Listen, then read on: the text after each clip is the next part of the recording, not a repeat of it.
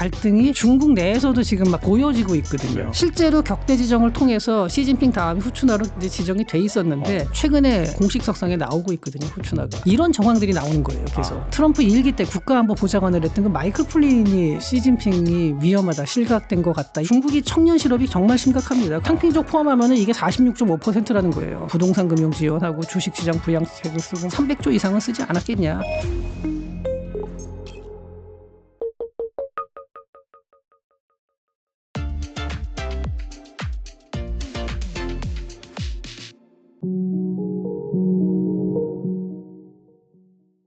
네, 조현승 박사님 모셨습니다. 안녕하세요. 네, 안녕하세요. 네, 박사님과 또 여러분들이 궁금해하시는 세계 경제 얘기 나눠보도록 할 텐데 오늘 특별히 좀 이탈리아에 관해서 먼저 여쭤볼까 합니다. 이탈리아는 G7 국가이고 상당히 큰 나라로 알려져 있죠. 우리나라 사람들이 여행도 많이 가곤 하는데 관광도 유명하고요. 근데 가면 갈수록 경제 성장이 너무 처지고 정체됐다라는 얘기가 나옵니다. 그 이유가 무엇일까요?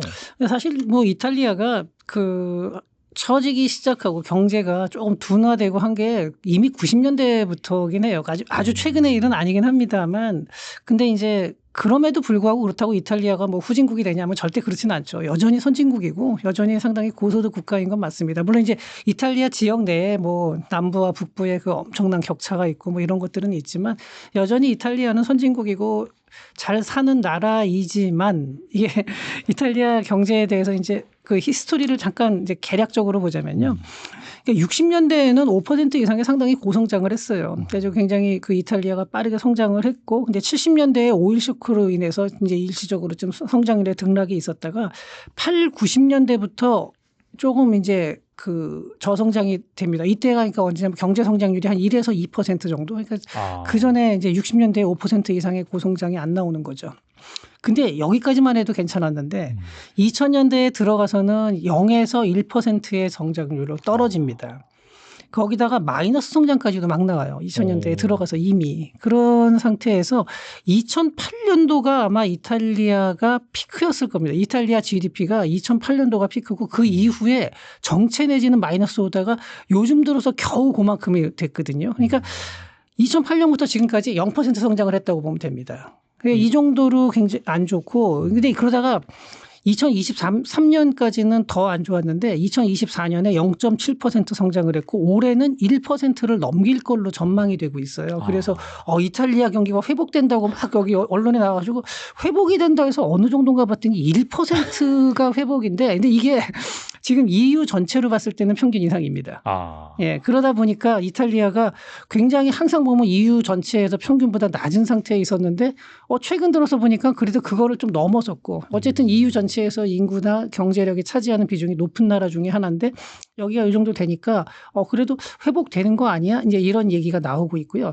또 하나는 이제 재정의 건전성도 그때 그러니까 2023년이 피크 가장 안 좋았어요. 그러니까 피크라는 게 아니라 최악이었고 그다음에 2024년, 25년 오면서 조금씩 개선이 되고 있다 보니까 이탈리아가 그래도 과거의 아주 최악을 벗어나서 이제 다시 회복되는 거 아니냐, 이제 이런 얘기도 나오고는 있지만 아직은 그게 이제 추세적인 완전한 전환이냐, 여기에 대해서는 아직은 좀 의문의 여지가 있는 거죠.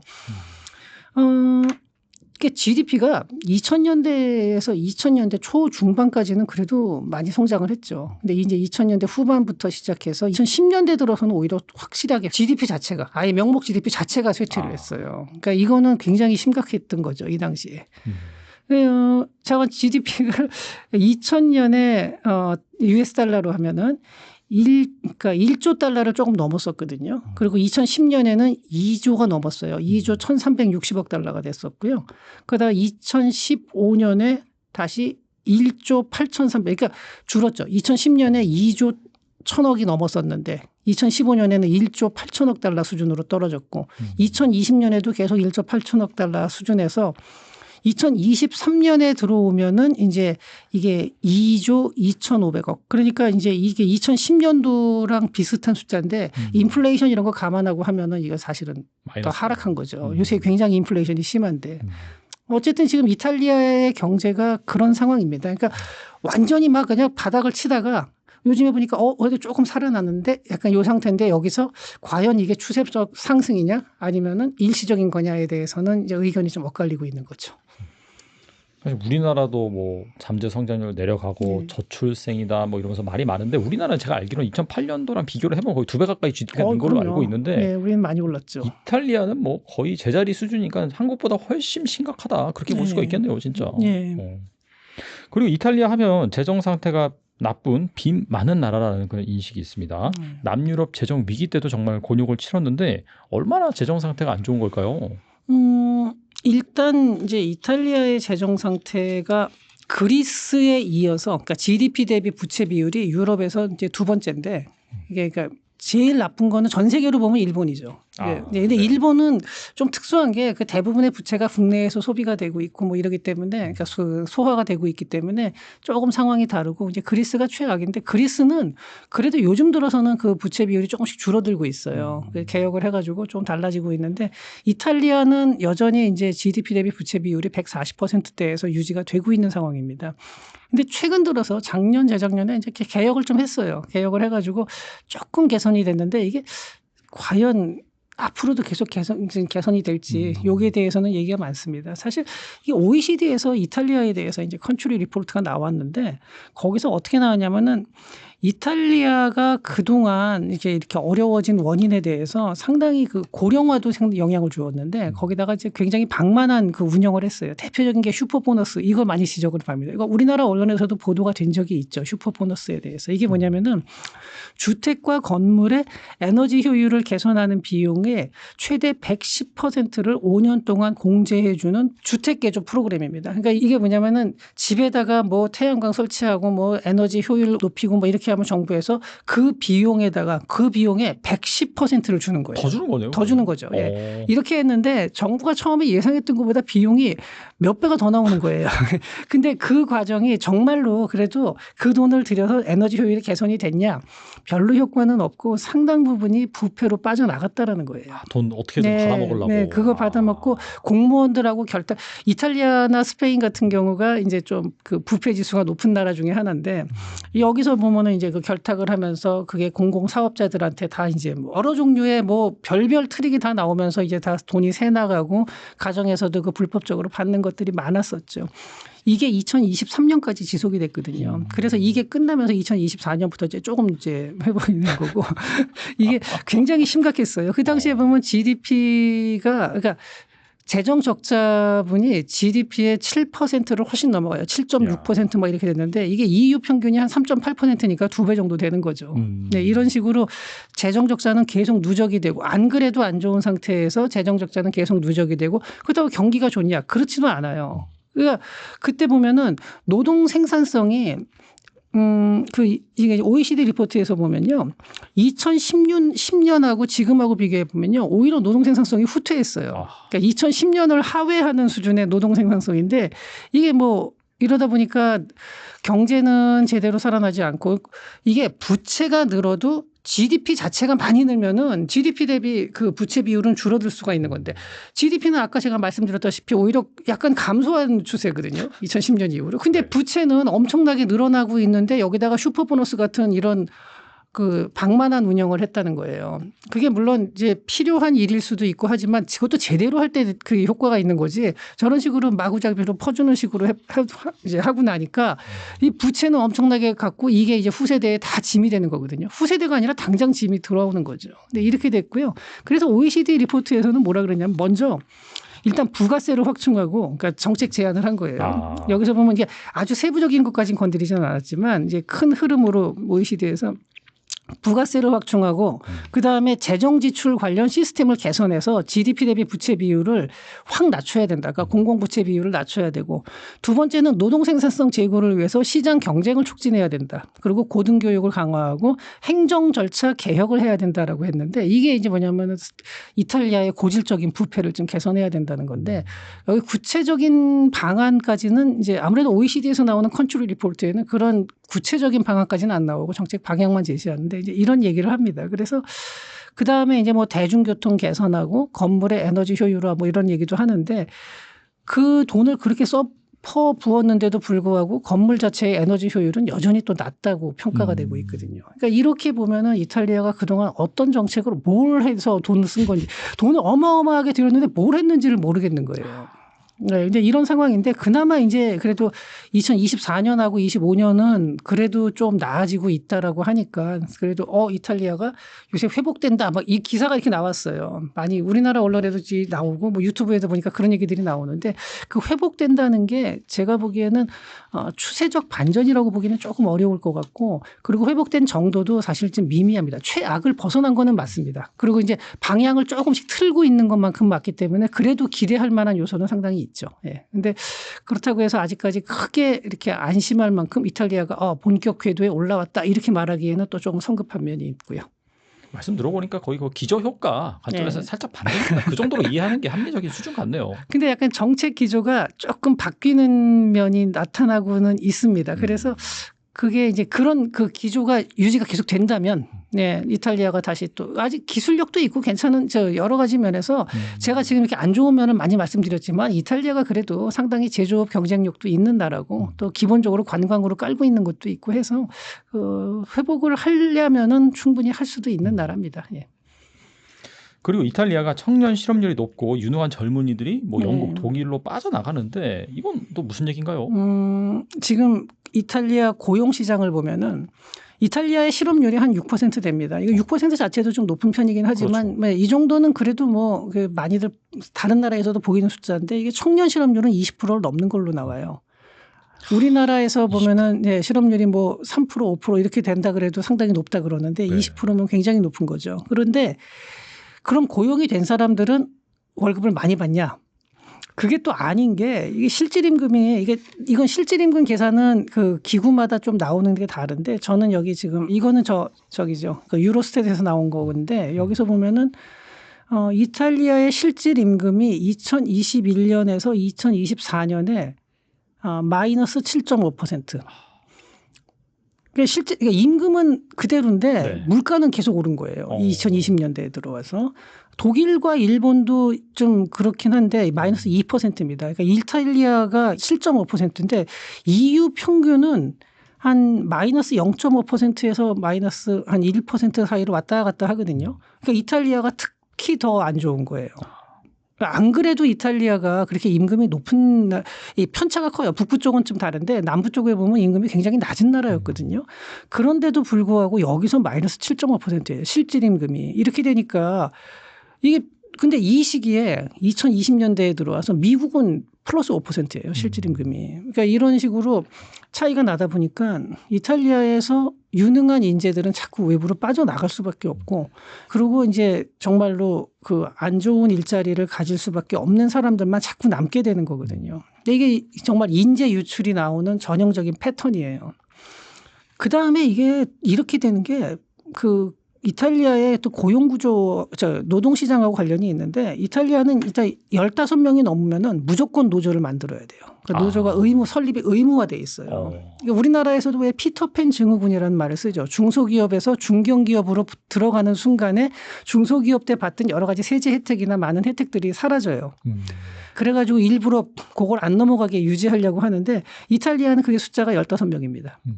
물론 이제 편법을 쓸 수는 있어요. 하나의 사업장 안에 설립을 2개라는 거죠. 기업을. 그래가지고 2개의 서로 다른 기업을 갖는데 이게 얼마나 불편해요. 그 서류도 2배 써야 되고 양쪽으로. 그러니까 가능은 해요. 이런 식으로 편법을 하고 공장 옆에다가 만들기도 하고 뭐 우리나라에서도 뭐 그런 사례들이 옛날에 좀 있었는데 이제 이렇게 되니까 고용을 최대한 줄이려고 그러고 특히 정규직 고용을 정말 안 하려고 그래요. 그러면은 정규직 고용을 누가 하느냐? 그러면은 뭐 자기 사장 아들. 사장 친구 아들 이렇게 되는 이렇게 되는 거거든요. 그러니까 고용 기회는 더 줄어드는 거고 이렇게 되면 정말 우수한 인재들이 자꾸 빠져나가게 되는 거죠. 그러니까 이 경직된 고용 시장 이게 노동 시장의 유연성 문제는 전 세계가 다 이제 겪는 문제인데 이게 물론 고용된 사람들을 보호하는 건 당연히 필요하죠. 그건 당연히 필요하고 뭐 해고를 너무 쉽게 만들고 이러는 거는 또 그거 나름대로의 부작용이 굉장히 큰 거거든요. 그러니까 이건 하긴 해야 되는데 이게 어느 선을 넘어간다 그러면은 이게 이제 긍정적인 효과보단 부정적인 효과가 커져요. 그래서 항상 모든 게 비용과 편익을 같이 봐야 되잖아요. 그렇죠. 이제 처음에는 어떤 규제가 들어왔을 때는 편익이 커요. 그러니까 아예 없을 때는 그 규제가 필요하니까. 근데 이 규제가 점점점 강화가 되다 보면은 이제 비용이 더 커지는 거, 사회적 비용이 더 커지는 거죠. 그래서 이런 부분에 있어서 이탈리아는 조금 과도하게 이제 고용 시장이 경직돼 있는 거 아닌가 하는 생각이 듭니다.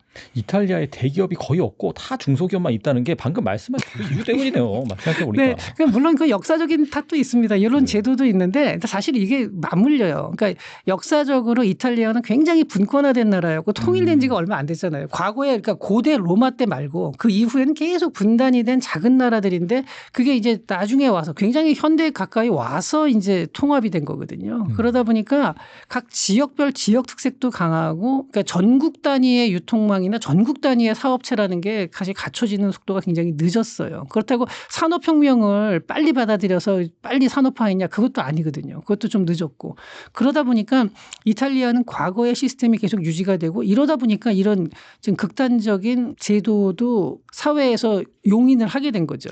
네, 미국 같은 나라에서는 이렇게 할 리가 없죠. 그렇죠. 예, 네. 이렇게 할 리가 없는데 이렇게 된 게 역사적인 배경하고 다 이렇게 맞물려져 있습니다. 그래서 근데 이제 그럼에도 불구하고 이제는 21세기 뭐 AI가 나오고 지금 이런 시대인데 화성에 간다 뭐 이렇게 하는 시대인데 아직까지 이렇게 약간 과거의 패턴에 묶여 있는 거 보면은 좀 이런 전환은 필요하다. 그러니까 OECD 컨트롤 리포트에서 제안한 것도 좀 이런 문화적인 것도 좀 같이 바꿔야 된다라는 게 많이 내포가 돼 있습니다, 사실. 그리고 요즘 뭐 AI 시대, 방금도 AI 말씀하셨는데 전력이 많이 필요하잖아요. 그런데 네. 유럽 국가, 특히나 이탈리아가 에너지 공급이 원활하지 않다. 네. 그런 얘기들이 나오고 있는데 영국과 더불어서 유럽에서 전기료가 가장 비싸다고 합니다. 그 이유가 무엇인가요? 저도 사실 왜 이렇게 비싼지 제가 찾아봤어요. 이것도 유로스탯에서 제가 찾아봤는데 이탈리아의 가정용 전기요금이 EU 평균보다 45% 비쌉니다. 산업용은 35%가 높아요. 그리고 이제 도시별로 이제 OECD의 그 에너지 프라이스 인덱스라는 그 통계가 있는데 여기서 네. 보면은 서울하고 로마만 비교를 해요. 왜냐하면 이게 이탈리아는 지역별로 전기값이 편차가 크더라고요. 그러니까 서울하고 로마를 비교했는데 서울의 전기값이 로마의 절반이 안 됩니다. 한 40% 됩니다. 그러니까 이탈리아는 이게 굉장히 비싼데 저도 아니 뭐 여러 가지로 복지가 좀 잘 돼 있다고 하는데 이 전기료 이런 기본적인 유틸리티와 관련돼서는 비용이 굉장히 높습니다. 이게 아마 좀 효율성에도 문제가 있는 것 같고 뭐 여러 가지 그러니까 우리나라가 좀 싼 편이에요 전기값이 생각보다. 그러니까 산유국도 아닌 나라 치고는 산유국이 아닌 나라 치고는 정말 전기값이 우리가 좀 싼 편이긴 하죠. 근데 그런 걸 감안하더라도 예, 이 이탈리아의 전기값은 진짜 너무나 높죠. 더군다나 뭐 이탈리아보다 물가 수준이 훨씬 높은 나라에 비해서도 전기값이 이렇게 높다. 이 얘기는 이제 정말 가정에서 일반 국민들이 살 때도 굉장히 불편하죠. 뭐 에어컨도 잘 못 틀고 이런 것도 있는데 이게 산업으로 들어가면은 가격 경쟁력에 직접적인 영향을 줄 수 있거든요. 네. 그렇다 보니까 여러 가지 면에서 좀 국가의 경쟁력 자체를 좀 떨어뜨리는 요소가 된다고 볼 수 있습니다. 이번에 한국 경제 좀 상황을 살펴보도록 하겠습니다. 최근 미국과 한국의 15% 관세 협상 전격 합의하면서 뭐 일각에서는 긍정적이다라고 얘기를 하고 뭐 코스피 같은 경우에도 당일 좀 긍정적으로 반응하긴 했으나 세제 개편이 또 발표되면서 실망 매물의 주가가 하락하기도 했습니다. 이런 현상은 좀 어떻게 보시는지 궁금하네요.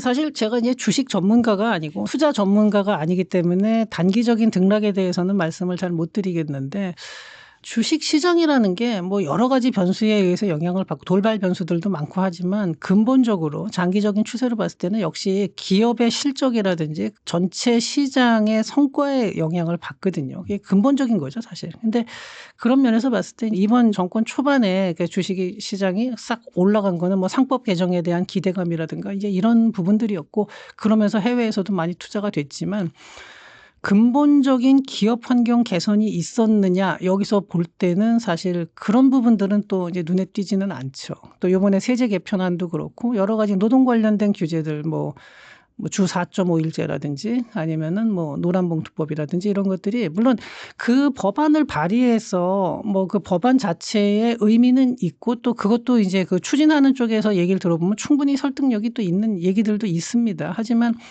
그게 과연 이제 기업 환경에 도움이 되는 건지에 대해서는 아무래도 주식 시장은 이제 그런 여러 가지 다양한 요소보다는 기업의 성과를 먼저 보게 되는데 기업의 성과에 과연 그게 긍정적인 영향을 줄 수 있느냐. 근데 그렇다고 해서 그런 것들이 그러니까 노동시장에서 조금 부정적인 사인이 있더라도 다른 거 뭐 여러 가지 규제가 풀린다든지 뭐 비즈니스 환경이 좋아질 수 있는 여러 가지 친기업적인 환경이 조성이 되느냐 하면은 아직까지 이제 그런 거는 구체적으로 나타나고 있지는 않거든요. 이제 그러다 보니까 처음에 상법 개정안 그 얘기가 나왔을 때 들어왔던 매물 그 자금들이 다시 빠져나간 게 아닌가 하는 생각이 들고요.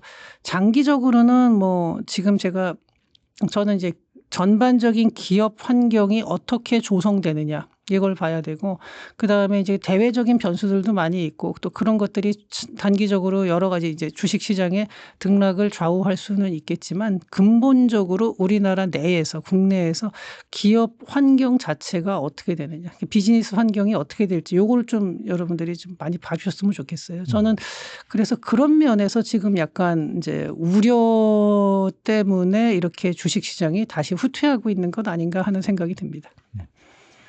트럼프 대통령이 마스가 전략의 핵심 파트너로 한국을 지목을 했습니다. 이후 뭐 하나오션이 급등하면서 조선 관련주들도 함께 주목을 받았는데 이 조선사는 어떻게 보실지 궁금하네요.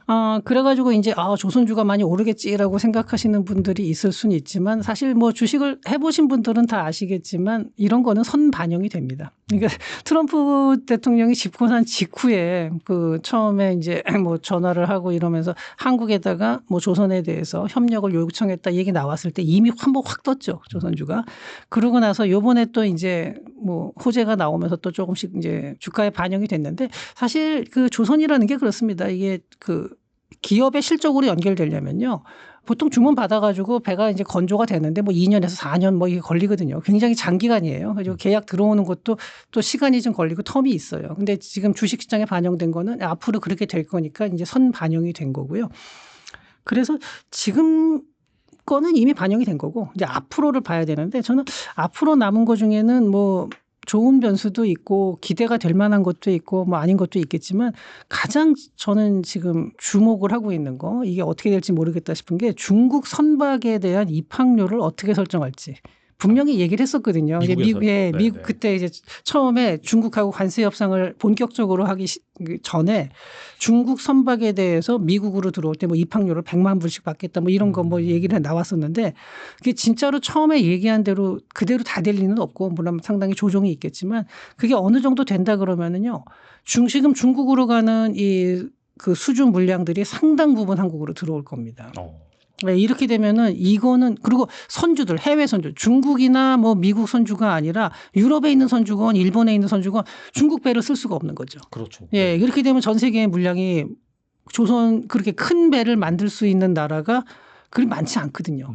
그 많은 물량이 이제 우리나라로 들어올 수가 있는 거고 그 다음에 또 하나는 이제 이게 들어오면은 저는 이게 가장 큰 변수로 봅니다. 네, 그 다음에 아직까지 이제 구체적인 거는 계약은 안 나오고 있는데 그때 보면은 미국에서 이제 뭐 군함들에 대해서 이제 뭐 메인테넌스나 이런 거에 대해서 우리나라 들어온다 그러는데 사실 군함은 생각보다 규모가 작아요. 그래가지고 그 조선 쪽에 있는 분하고 얘기를 해봤더니 그거는 그거 자체로는 부가가치가 높지 않다는 거예요. 군함에 대해서 이제 뭐 수리를 해주고 뭐 이런 거는 높지는 않은데 군함이 들어오게 되면 군함만 오는 게 아니라 그 수송선이 같이 들어와요. 예, 그러니까 군인들도 먹고 살아야 되잖아요. 그렇죠. 네, 근데 그 군수품이 들어오는 그 물량이 훨씬 크다는 거예요. 군함보다. 그러니까 군함은 정말 최적화시켜 놓은 거거든요. 그래서 그런 것들이 다 하면은 아마 우리나라가 장기적으로도 계속해서 그 조선에서 물량을 가지고 있다. 그러니까 더군다나 이게 단기적으로 끝날 문제가 아닌 게 미중 갈등은 상당히 장기화될 거예요. 중국이 갑자기 막을 리는 없고 그렇다고 해서 미국이 중국을 갖다가 공격하는 고삐를 늦출 리도 없어요. 단순히 트럼프 정권뿐만이 아니라 이거는 트럼프 정권이 됐든 공화당이건 민주당이건 앞으로 정책 기조는 계속 차이나 배싱은 이어진다라는 거예요. 그러니까 사실 2020년에 나왔던 그 글로벌 타임스에서 카툰이 하나 나왔는데 그게 되게 재밌었어요. 거기 보면은 두 민주당하고 공화당을 상징하는 동물들 코끼리하고 당나귀가 나와가지고 서로 이제 사이가 안 좋은데 화살을 쏘는데 겨냥한 거는 딱 중국이에요. 예, 타겟은. 그러니까 둘 다 그건 똑같다는 거고 이건 실제로 그 중국에서도 그렇게 얘기를 하거든요. 자기네들은 뭐 해리스가 되든 트럼프가 되든 상관없다. 누가 되든 똑같이 중국 공격할 텐데 자기네가 그거 별로 신경 안 쓴다. 이렇게 얘기를 그 전에도 했었어요. 물론 이제 약간은 허풍 섞인 얘기일 수도 있겠지만 그 중국에 대한 중국과 미국의 경쟁이라는 거는 트럼프의 어떤 개인적인 그 성향이라기보다도 현재 나타나는 그 투기티데스 함정이 그대로 표출이 되고 있는 거거든요. 그렇기 때문에 이거는 장기간 지속이 될 거고 그 와중에서 이렇게 공급망이 분리되고 서로 이제 분할이 된다 그랬을 경우에 미국의 조선 물량, 선박 물량을 갖다가 감당해 줄 나라가 과연 그런 미국 공급망 내에 어디 있냐 보면요. 우리나라가 가장 유력한 거죠. 이걸 해줄 수 있는 나라가 별로 없거든요. 그러니까 미국 군함을 중국에다가 막 수리를 맡긴다? 이거는 있을 수가 없는 일이잖아요. 예. 군함뿐만이 아니라 상선도 마찬가지고요. 그러다 보니까 조선 쪽에는 호재들이 상당히 많습니다. 근데 이제 지금 주가에 대해서는 제가 이렇게 단정적으로 말씀을 못 드리겠는 게 주가는 항상 선반영이 되기 때문에 이제 앞으로 또 이러다가 이제 이런 호재들이 구체적인 게 터질 때마다 한 번씩 떠오르겠죠. 저는 그래서 그런 것들은 근데 앞으로 또 나올 수가 있기 때문에 계속 지나면서 호재가 터질 때마다 계속 또 오르고 아마 이런 일은 반복이 되지 않을까 싶습니다. 확실히 약간 전략적 또 동맹 관계로서의 또 이 조선업은 의미가 있겠네요. 확실히. 그럼요. 예, 굉장히 크죠. 네. 그리고 원자력 발전 분야 또한 이번 한미 관세 협상에 대미 투자 펀드 대상으로 포함이 되었습니다. 국내 원전 업계의 기대감도 커지고 있는데 앞으로 한국 원전 산업의 글로벌 확장 가능성은 어떻게 보시나요? 저는 좀 이거는 긍정적으로 봅니다. 왜냐하면 전 세계적으로 대형 원전을 만들 수 있는 나라가 숫자가 그렇게 많지 않거든요. 네, 그 중에 보면은 한 뭐 6, 7개 되는데 뭐 러시아, 뭐 미국, 중국, 한국, 프랑스, 뭐 캐나다, 뭐 일본 이런 식으로 되는데 러시아하고 중국은 빼야죠, 일단. 그렇죠. 네, 미국에서. 그리고 나머지인데 이제 일본 같은 경우는 사실 후쿠시마 그 원전 이후로 지금 이제 자꾸 약간 축소하는 분위기예요. 물론 기술력은 그대로 가지고 있고 지금도 다시 하면은 충분히 만들 수 있겠죠. 근데 그리고 기술이 상당히 있는 나라인 건 맞고요. 근데 우리나라도 이제 원전 기술은 상당히 좋고 해외 수출 실적도 나오고 있거든요. 그래서 지금 현재 원전에서 어떤 뭐 미국에 뭐 짓는다 어디 다른 나라에 짓는다 할 때 우리나라가 단독으로 짓을 수도 있겠고 컨소시엄으로 들어갈 수도 있겠고 하지만 기회는 굉장히 늘어날 거고요.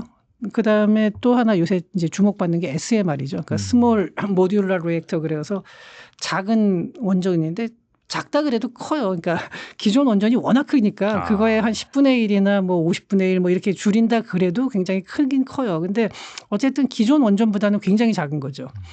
그래서 그게 이제 우리나라가 그 SMR 같은 경우에 그 리액터 자체의 원천 기술을 가지고 있는 거는 별로 없고요. 그거는 주로 이제 미국 쪽이 많이 발전을 해 있는데 사람들이 그 얘기를 해요. 그거 뭐 우리나라가 기술력으로 그렇게 뭐 탑도 아닌데 우리나라가 어떻게 수출하냐 그러는데 그게 그렇지가 않은 게 건설을 한다 그러면요. 원전을 건설한다 그러면 리액터 하나만 딱 딸랑 갖다 놓는 게 아니잖아요. 네. 그 주변에 들어가는 여러 가지 건설이 같이 들어가요. 진짜로 이건. 그러니까 기존의 건설업이 강했던 나라가 들어갈 여지가 많은 거예요. 그래서 컨소시엄을 형성한다 그러면요. 우리가 참여할 거 우리나라가 강점을 가지고 있는 분야가 굉장히 많습니다. 그 리액터 안에서도 그 SMR 안에서도. 그렇기 때문에 이쪽은 상당히 전망이 밝고 물론 이제 SMR이 지금 당장 이렇게 상용화돼서 활발하게 쓰이는 건 아닌데 조만간 이제 쓰이게 될 거거든요. 특히 데이터 센터 같은 경우는요. 이렇게 멀리 있는 발전소에서 오는 것보다 이제 옆에다가 같이 지어놓는 거를 원하는 경우가 많거든요. 가장 안정적이고 가장 효율적인 전력을 사용할 수 있기 때문에. 그리고 그런 수요는 앞으로 늘어날 수밖에 없고 그리고 거기에 대해서 지을 수 있는 기술의 그 일정 부분을 우리나라도 상당히 경쟁력을 가지고 있다. 이렇게 보면은 당연히 우리나라한테 기회가 상당히 많이 있는 거죠. 네. 최근 대한민국이 이 포브스가 선정한 2025년 세계 강대국 순위 6위를 차지해서 7위인 프랑스, 8위인 일본을 앞질렀습니다. 이거 어떤 의미가 있을까요? 너무 큰 의미는 저는 의미가 없는 건 아닙니다. 그러니까 이렇게 나오는 것 자체가 상당히 기분 좋은 일이죠. 우리나라 사람 입장으로. 다 안 좋다 그래도 이게 좋은 지표도 나오고 하니까. 이런 건 좋은 거고 그리고 이게 약간 상징적으로 생각하면 될 것 같아요. 여기서 이제 나오는 지표들 항목을 저도 봤더니 그러니까 뭐 그 경제 뭐 정치적인 거 국내 정치도 있고 여러 가지가 있는데 그중에서 국방력하고 수출 경쟁력에서 우리나라가 굉장히 높은 점수를 받았어요. 네. 근데 국방력은 우리나라가 아무래도 이제 분단 국가다 보니까 국방력이 강한 거는 당연히 알려져 있었던 거고 또 수출도 많이 하죠. 전 세계에서 뭐 수출을 가장 활발하게 하는 나라게 꼽으면은 몇 손가락 안에 드는 나라니까요. 거기서 이제 높은 점수를 받은 건데 이거 자체를 가지고 진짜 우리나라가 그러면은 뭐 프랑스보다 훨씬 강한 나라냐 이렇게 뭐 단정해서 말하는 건 아닌데 그리고 이런 지수가 이렇게 나왔다는 거는 다른 면도 어느 정도 쫓아가요. 그러니까 다른 거는 여기에 지표에 안 들어가 있는 건 전부 다 막 밑바닥에 있는데 요거 몇 가지만 이렇게 특출하게 잘하냐 이럴 수는 없거든요. 그러니까 전체적으로 우리나라 사회가 이만큼 올라왔고 이제는 확실히 세계에서 인정받는 나라다 이런 정도로만 생각하면 되지 여기서 뭐 1등 올라가고 2등 내려가고 이런 거 자체에 너무 저는 큰 의미를 둘 필요는 없다고 봅니다. 다만 상당히 기분 좋은 그 결과인 건 맞습니다. 우리나라 처지를 이렇게 비관할 필요도 없겠네요. 아, 그럼요. 그러니까 우리나라 사람들이 그런 거 언론에서도 그렇고 제가 이런 댓글 같은 데서도 그래요. 뭐 우리나라는 곧 망할 것처럼 모든 게 개판이고 막 이겨 개판. 근데 그 사실 저도 들어보면은 맞는 얘기예요. 진짜 너무나 한심스럽고 어떻게 이렇게 돌아가냐 사회가 이런 면들도 많이 나와요. 그렇게 비효율적인 것도 많이 나오고 하는데 다른 나라도 보니까 그 마찬가지고 다른 나라 사람들 얘기 들어보니까 서로 바둑이랑 약간 비슷하다고 저는 느끼는 게 바둑을 둘 때 진짜로 AI도 예상 못하는 신출 규모란 수를 계속 둬서 이기는 사람은 없고요. 그 누가 악수를 덜 두느냐거든요. 근데 아무리 고수라 하더라도 악수가 여러 번 나와요. 한 판 두다 보면 여러 번 나오는데 누가 적게 두느냐인데 우리나라도 보면은 뭐 당연히 내부적으로 악수도 많이 두고 그러지만 그 다른 나라도 마찬가지인 거거든요. 이제 그렇게 생각을 하셔야 되는 거고요. 너무 비관적으로만 볼 것도 아니고 그렇다고 또 너무 낙관적으로만 보는 것도 아니고 안 좋은 거는 계속 지적을 하되 그렇다고 해서 너무 비관하는 것도 저는 또 그것도 좀 금물이라고 봅니다. 이번에 중국 경제 상황 좀 살펴보겠는데 며칠 전 10월 4중전을 앞두고 베이다이허 비밀회의가 진행이 됐습니다. 일각에선 이 회의에서 시진핑의 권력과 관련된 논의가 있을 것이다 추측이 나오는데 최근 미국과 대만 언론까지 시진핑 실각설을 보도하고 있는 상황인데 해당 가설에 좀 신빙성이 있을까요? 어떻게 보세요? 이게 이제 최근에 나온 게 아니라 사실 작년에 뭐 재작년부터 나오기 시작했는데 이제 본격적으로 나온 건 작년부터죠. 근데 주로 이제 그게 나오는 게 유튜브나 뭐 인터넷 블로그 같은데 특히 이제 반중 성향을 좀 가진 사람들이 이제 많이 그런 얘기들을 했었죠. 근데 저는 그때는 보면서 뭐 이런 얘기도 있을 수 있구나 하지만 대부분 무시했거든요. 근데 이번에 마이클 플린 그 트럼프 1기 때 국가안보보좌관을 했던 그 마이클 플린이 시진핑이 위험하다, 실각된 것 같다 이런 식의 얘기를 하면서 이게 이제 공중파에서도 보도가 되고 있고 우리나라뿐만이 아니라 다른 나라에서도 상당히 비중 있는 뉴스로 다뤄지고 있어요. 근데 또 때 맞춰가지고 하필이면 그 장유샤하고의 갈등이 그 중국 내에서도 지금 막 보여지고 있거든요. 네. 그때도 그러면서 뭐 심지어는 그 중국의 그 군사 언론 내에서 그러니까 우리나라의 국방일보 같은 경우는 사실 군대 내에서만 보지만 중국의 군사 언론 같은 경우는 상당히 그 파급력이 있는데 거기서도 뭐 공산당은 개인의 결정이 아니라 집단 지도 체제를 따라야 된다 이런 것들이 이제 사설로도 나오고 막 이럴 정도니까 이거 진짜로 시진핑에 대한 그 본격적인 반발을 하는 거 아니야 이런 얘기들이 나오고 있는 거죠. 근데 저는 그럼에도 불구하고 그렇게까지 지금 실각설의 비중을 더 크게 두지는 않습니다. 왜냐하면은 일단은 그 중국에 대해서 얘기하면 중국 전문가들도 다 그래요. 그러니까 정보가 상당히 제한적이어서 그러니까 정확한 건 알기 어렵다. 그리고 드러나는 여러 가지 정황 증거를 보고 그동안 자기가 쭉 연구했던 그 한 뭐 10년, 20년 연구했던 거에 쭉 맞춰서 봤을 때 이런 정황이면 이럴 가능성이 높다. 이런 식으로 이제 판단을 하는 건데 이번에 저도 이렇게 중국 전문가들하고도 좀 얘기를 해봤는데 실각설이 이렇게 나오는 것 자체가 과거에 비해서는 이거 진짜 좀 혹시 그럴 수도 있는 거 아닌가 정도 얘기하는 사람은 있어도 이거 확실하게 실각된 것 같다 이렇게 얘기하는 사람은 사실 주변에서는 못 봤습니다. 그러니까 제 주변에 있는 사람들이 뭐 그렇게 그냥 어설프게 아는 사람은 아니고 나름대로 중국에 대해서 중국 안에 네트워크도 있고 이런 사람들인데 그렇게 얘기를 했고 그 하나 또 미국에 상당히 그 보수적인 연구기관이 있어요. 제임스타운 재단이라고 그게 워싱턴 DC에 있는데 여기서는 어떻게 나왔냐면은 실각 가능성은 낮지만 안보 정책 추진력이 약화될 가능성이 있다. 이게 안보 정책이 뭐냐면 저 대만 문제나 남중 국해 이런 문제들이죠. 여기서의 시진핑의 어떤 그동안에 있었던 일방주의적 정책은 조금 제동이 걸릴 가능성이 있다. 이게 그 제임스타운 재단의 그 연구입니다. 그래서 여기는 상당히 그 보수 성향의 연구기관이어서 중국에 대해서 그렇게 고운 시선을 보내는 데가 아닌데도 불구하고 실각 가능성을 낮게 평가하고 있어요.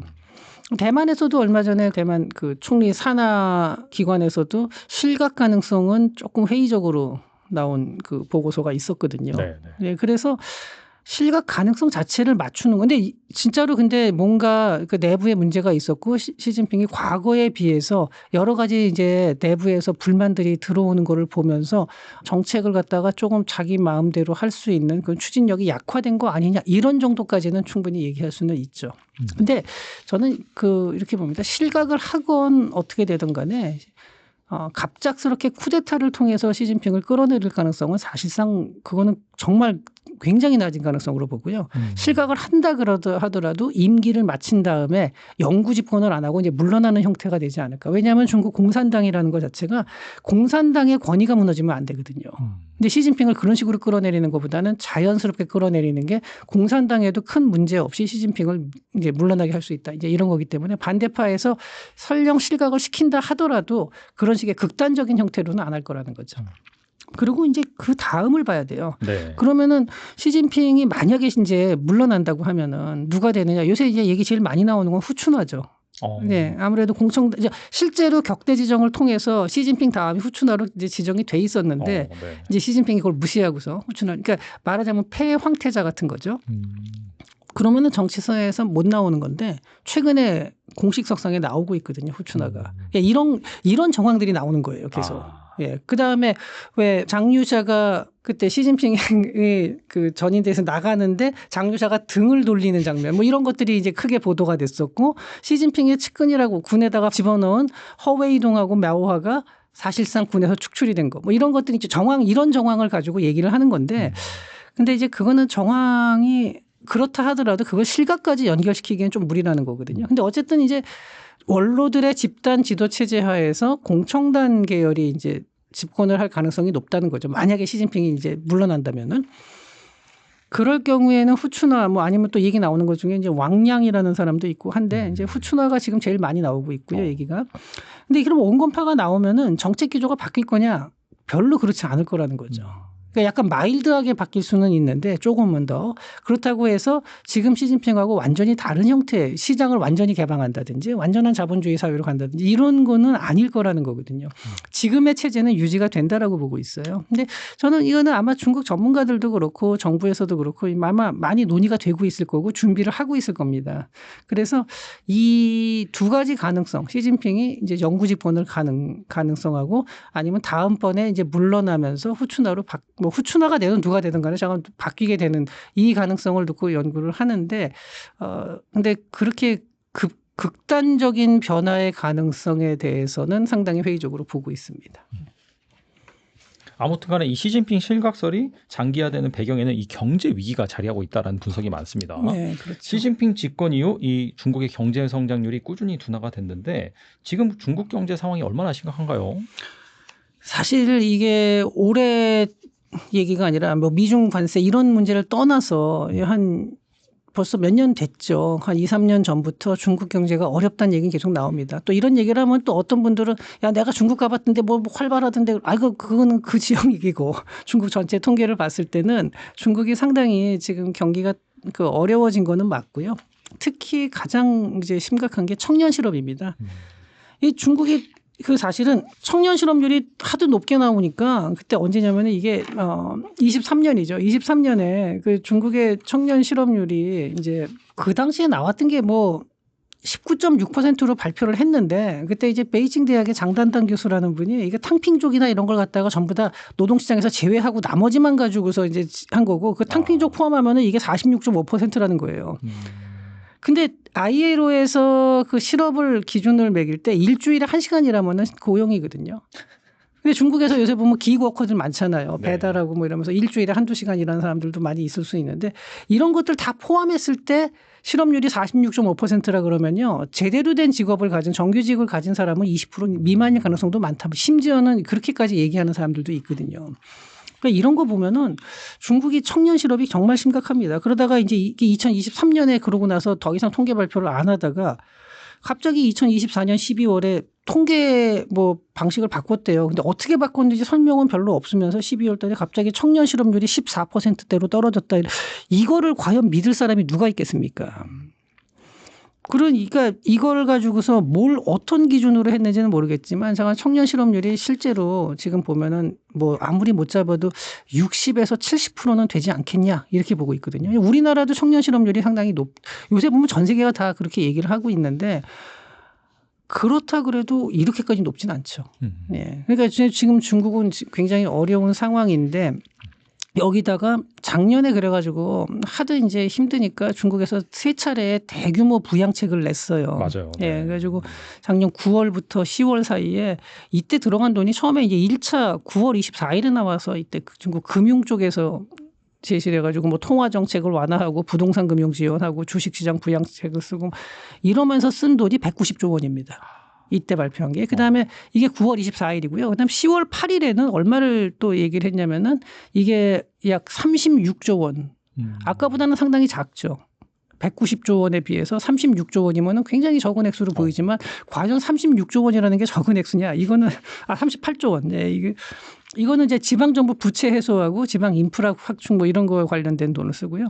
그다음에 그리고 4일 후에 이제 3차로 중국 재정부에서 액수를 정확하게 밝히지는 않았는데 역주기 조절 정책 그래 가지고 이게 역주기 조절이라는 게 뭐냐면은 그러니까 경기가 안 좋아질 때는 이걸 이제 쭉 끌어올리고 경기가 너무 과열되면 낮춘다. 이게 요 말을 중국식 표현으로 역주기라 그러더라고요. 그러니까 우리식으로 하면 경기 순환 경기 뭐라 그러죠? 안정화 정책? 이렇게 네, 말해야 네, 되겠죠. 네. 근데 중국에서는 이걸 역주기 조절 정책이라고 불러요. 그래가지고 이런 걸 한다. 근데 여기서는 구체적인 액수는 발표를 안 했는데 대충 얘기 들어보면 한 300조 이상은 쓰지 않았겠냐. 뭐 이렇게 보고 있습니다. 왜냐하면 앞에 이 처음에 이제 9월 24일에 나온 것만 해도 190조 원이니까 이렇게 이제 되는데 이래가지고 증시는 좀 올라갔어요. 근데 그런 다음에 가지고 그때 제가 이 얘기를 보고 중국이 지금 현재 상황이 일시적인 유동성 부족인 거냐 아니면 전반적인 경제의 효율성이라든지 아니면 나라 전체를 이끌고 나갈 만한 동력이 부족한 거냐. 이게 일시적인 유동성 부족이라면요. 이렇게 돈 푸는 건 효과가 있습니다.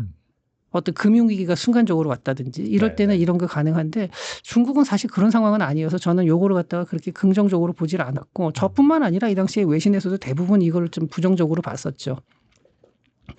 그런데 어쨌든 증시는 부양이 됐고요. 그 증시가 부양된 게 뭐 등락은 조금 있지만 그래도 그 정도 선은 유지는 되고는 있습니다. 더 치고 올라가지는 못했고. 근데 이거 이후로 뭐 경기가 활성화되고 내수가 진작이 되고 뭐 이랬다 그러면은 이게 뭐 신고점을 뚫고 올라가야 되는데 지금 그러지는 못하고 있거든요. 그런데 이런 상황에서 또 트럼프라는 큰 그 관세라는 아주 큰 변수를 만나게 됐고 지금 뭐 관세는 지금 중국하고는 또 한 번 유예가 됐죠. 그러니까 중국도 상당히 버티는 힘이 세기 때문에 미국도 함부로는 못 건드리지만 계속 이제 유예가 되면서 불확실성은 누적이 되고 있고요.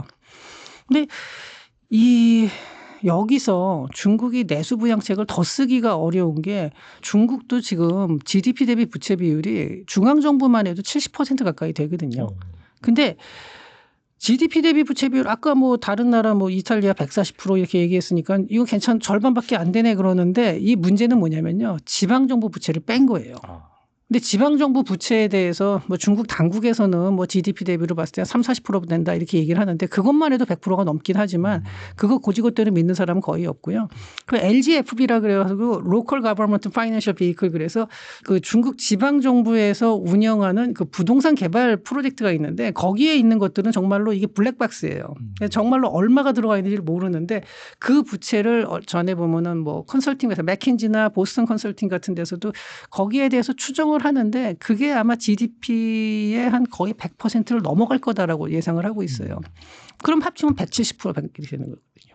이렇게 170%가 된다는 거는요. 지금 그리스나 이탈리아보다 훨씬 높은 거예요. 그러니까 이렇기 때문에 중국은 그래도 약간 이게 통제 경제고 뭐 그런 부채들이 그렇게 나라 경제를 무너뜨릴 정도의 디폴트로 갈 정도의 위험은 아니지만 어쨌든 여기서 더 부양책을 써서 그러니까 정부가 재정 적자를 더 내서 부양책을 더 쓰기가 쉽지 않다는 거죠. 지금 중국도 이런 고민이 있는 상태입니다. 그래서 물론 중국이 그렇다고 해서 경제가 정말로 뭐 순식간에 무너질 거냐 그럴 리는 없죠. 왜냐하면 중국 정도 되는 이런 큰 나라고 저렇게 제조업 경쟁력을 갖춘 나라가 그렇게 순식간에 무너질 리는 없는데 이게 장기적으로 좋아질 가능성보다는 좀 안 좋은 요소들이 더 눈에 많이 보이는 거예요. 더군다나 중국은 소득이 높지 않은 상태에서 그러니까 이 완전히 선진국이 되지 않은 상태에서 고령화가 빠르게 다가오고 있거든요. 그러니까 고령화가 다가온 나라들 과거에는 보면 선진국이 돼야지 이제 고령화가 된다 그러는데 그렇죠. 중국은 아직 선진국에 진입하지 못한 상태에서 또 고령화가 빠르게 다가오고 있고 그러면은 거기서 발생하는 거는 또 재정 문제가 발생해요.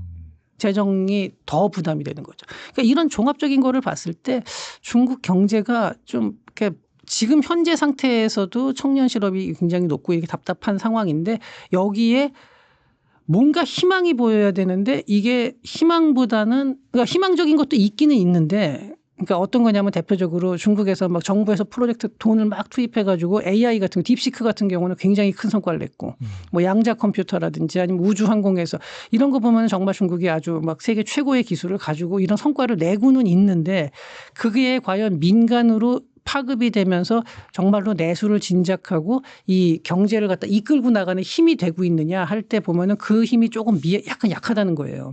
없는 건 아니지만 그게 조금 약하고 그것보다는 부정적인 면이 더 많이 보인다. 그리고 청년들이 또 상당히 그 불만을 가지는 층으로 지금 바뀌어 가고 있는 중이고요. 이런 것들이 이제 사회에서 그러니까 저도 뭐 청년들이 어느 정도 그런지 모르겠지만 아무래도 좀 불만을 가질 수밖에 없는 거죠. 이렇게 되면은 이러다 보니까 시진핑의 지도력에도 좀 문제가 생기는 거 아니냐. 공산당에서도 지금 시진핑의 경제 정책에 좀 문제가 있는 거 아니냐. 이런 얘기들이 좀 나오고 있거든요. 특히 이제 과거에 이제 시진핑이 그 집권하고 나서 이런 것들이 있죠. 그러니까 뭐 타락한 자본주의 뭐 이런 얘기들을 몇 번 했어요. 네. 그리고 중국식 그 경제 성장 모델 이러면서 뭐 반도체, AI 뭐 정말 양자 컴퓨터 뭐 이런 식으로 좀 우주 항공 막 굵직굵직한 것들을 갖다가 많이 내세웠고 또 실제로 거기서 성과가 난 것도 맞지만 그러면서 다른 쪽에서는 뭔가 이제 비효율이 많이 발생을 하게 되고 또 뭐 부동산이나 사교육이라는 게 상당히 그 부정적인 면도 많지만 그렇다 그래서 그걸 일시적으로 완전히 규제해 버리는 거는 좀 너무 성급했거든요. 그러니까 우리나라에서도 그렇고 다른 나라도 그래요. 사교육 시장을 완전히 없애버리면은요 청년 실업률은 올라갈 수밖에 없습니다. 부동산도 조절이 필요했죠. 거품이 너무 커진 건 맞았거든요. 그래서 조절이 필요했는데 그래도 그걸 하는 과정에서 너무 빠르게 한 게 아니냐. 안 그래도 경기가 이렇게 후퇴하는 와중에 그러한 것들을 갖다가 너무 이제 극단적으로 좀 밀어붙인 것이 아니냐. 또 이런 비판도 있습니다. 그래서 지금 시진핑의 경제 정책에 대해서는 중국 내에서도 좀 불만이 나오는 게 아닐까 저는 이런 생각이 들고요.